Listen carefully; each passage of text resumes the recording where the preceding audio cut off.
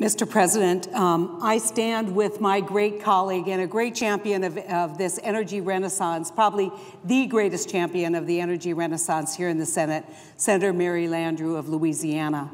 I want to talk first about the election. I think that all of us have had some time now to reflect. And I think the clearest message that this entire body, as well as the entire United States Congress, the clearest message that we received is that stop fighting, get your work done. I don't think it could have been any clearer. And so we have an opportunity today to demonstrate that we got that message, not in a partisan way, but in a bipartisan way, in a nonpartisan way, to say, we heard you loud and clear. It is time to do the job that we were sent here to do, and that is to move legislation that moves this country forward.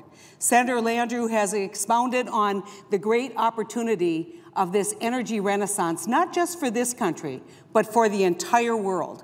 And so let's start with what's happening in North Dakota. We have had an explosion of oil and gas production. In fact, we have rapidly moved to the second place in this country in gas and oil production, actually oil production. We produce oil from oil shale. What does that mean? That means nothing if you can't move the oil. It means nothing if you can't get this product to the refineries and this product to market. You can produce all the oil you want. And part of what we need to address as we look at an energy infrastructure is how we move energy products. Today in America, and actually in Canada, how we're moving this product is by rail. And that has created tremendous stress on our agricultural infrastructure. It has created tremendous stress on manufacturers who need to use those rails to haul their finished products. It's created tremendous stress for the railroads. Are they glad for the business? You bet. And has that created and opened up new markets for the oil production in my state? You bet. But the bottom line is the best way that we know how to move oil and move these products is in a pipe. And that is essential to building out this energy infrastructure. Why is it important? Well, let's start first with the fact that we now are moving towards North American energy self-sufficiency. And I don't use, a lot of people talk about American, and that's a great goal. But if we include our friends to the north, the people that I grew up with, the people that I know, I've been up to the oil sands, I've been all over Alberta, I've been all over Saskatchewan. I know that this is a very friendly country that continues to have the longest contiguous border, that there has never been a conflict. We celebrate that in North Dakota with the Peace Garden, which is a lovely park which is on both sides of the border where you can easily cross, because we celebrate that. And these are our friends. And if we are going to continue to build out this energy renaissance in North America, we better be prepared to move this product. Okay, so we all know that some of the opposition to this has very little to do with the pipeline. It has to do with a concern about the increased availability of fossil fuels. Well, I'm telling you, this is still an economy that runs on fossil fuels. We have done tremendous work with fuel efficiency. We've done tremendous work with energy efficiency, but we're going to continue to use gasoline in our cars. We're going to continue to use diesel in our heavy equipment. We're going to continue to use this product. And who do you want to buy this product from? I just ask, and if the American people if you asked any American person, would you rather buy this product from Venezuela or would you rather buy this product from our friends to the north, Canada? I'm pretty clear and pretty sure what their answer is going to be. And so let's talk a little bit about why the United States, at a time when we're seeing a global slowdown in economic progress for many of the other countries throughout the world, why is the United States seeming to go further? Why are we producing and generating more wealth in our country than other places? I would tell you it's because of this energy renaissance, because we are doing something no one else is doing. We are producing our own oil and gas. We are developing the techniques that get this oil and gas out of the ground, and we are taking that as a raw material, which is providing a renaissance, not just in the oil area, but also in natural gas as a feedstock for many of our manufacturing processes. And so we have a real opportunity here. But all of that goes away if we don't move the product, if we don't figure out a way to make sure that our product gets to market. I'm going to talk a little bit also about what this development in our country means to the world when we are confronting great challenges in dealing with Russia. We're confronting great challenges in looking at what's happening in the Mideast. We're confronting all of these challenges throughout the world. And we know that we can not only deploy our efforts, humanitarian efforts, our efforts by supporting through airstrikes some of the work that's being done on the ground, but perhaps the single most important thing that we can do is help provide oil and gas to Europe and to those countries that are dependent on people or on countries that are not our friends. And so we look at what our opportunities are today, and we know those opportunities are in the energy renaissance. So how do we move this product? How do we send a signal that we're ready to take advantage, both globally and domestically, take advantage of this production? Take advantage of this renaissance in North America? Well, we approve the Keystone Pipeline.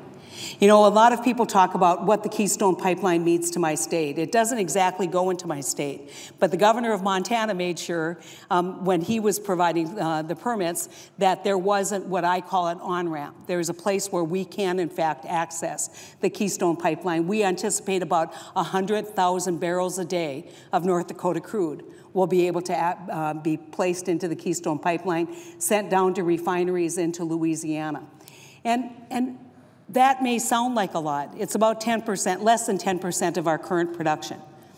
But for me, the Keystone is so much more than just this particular pipeline. It is a national discussion about our failing energy transportation infrastructure. That's what this is. And if we do not move this project forward, if we say no, what's the next thing? What's the next project that's essential? A 22-mile pipeline in Massachusetts that would provide huge stability for the Northeast in terms of their heat production. 22 miles could be a huge benefit to our friends in Maine in terms of stabilizing their home heating costs this winter. But yet, we fight the pipeline. And Keystone, huge advantage that we have in this country because we're an oil and gas producer and could potentially be an oil exporter, providing that source of soft power across the world. What do? We turn our back on the infrastructure that moves this product. And so we have got to do everything that we can to get this approved. I want to turn just briefly to the politics. And, you know, a lot of people come here and talk politics. I believe this is a place to talk policy, and that's what I try and do. But just for a moment, I want to talk about the respect that we should have for voters. I want to talk about elections, and elections have consequences. And one of the things that we can do to begin to restore the public faith in our democracy and in the institution of the United States Congress is do something bold to begin with.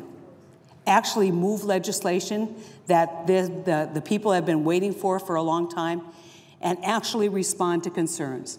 You know, maybe we get the votes, maybe we don't, but take a vote. Take a vote. Get it done. Show the American public that we're willing to come to this body, debate the great issues of the time, and bring things to a vote so they actually see us doing something. They actually get results. They pay our salary. We came here to vote. We came here to work. We came here to do something for the American public. Now, we don't all agree. There's no doubt about that. We don't all agree. But I will tell you this. The thing we should all agree on is that it is essential in terms of providing certainty to the American public, confidence that the American public has in this body, that they see us on this floor not 2 years or 2 months from now, Not 3 months from now, not 4 months from now, but today, the first day that we're back in session after an election, hard-fought election, with pretty dire consequences for our side of the aisle. But a hard election, it is essential that we send a message that we got the message, and we take a vote. I am so proud of my colleague from Louisiana for coming back when arguably she should be back in her state doing a little campaigning. But she's back here fighting for what she believed in and fighting for what she's always believed in, which is an energy infrastructure that makes a difference for North America, makes a difference not just for states like mine, but for all consumers of energy. And I want to thank the senator from Louisiana for your tremendous leadership on this and your willingness to basically come here and say, I don't care who gets the credit. I don't care if you have my names on it or not. Let's get the Keystone Pipeline approved. And I want to make just one final point, and then I'll close. If you've driven the route of the Keystone Pipeline, what you will see stockpiled every so many miles is thousands and thousands and thousands of dollars of pipe waiting, 6 years waiting. Infrastructure that needs to go today. And so when people say we can wait to take this vote, you're wrong. The sooner the better. The sooner that we take this vote and get it approved, the sooner we're going to see those resources deployed, and we will not yet miss another construction season in the North Country. So with that, Mr. President, I yield the floor and express great gratitude for the opportunity to speak.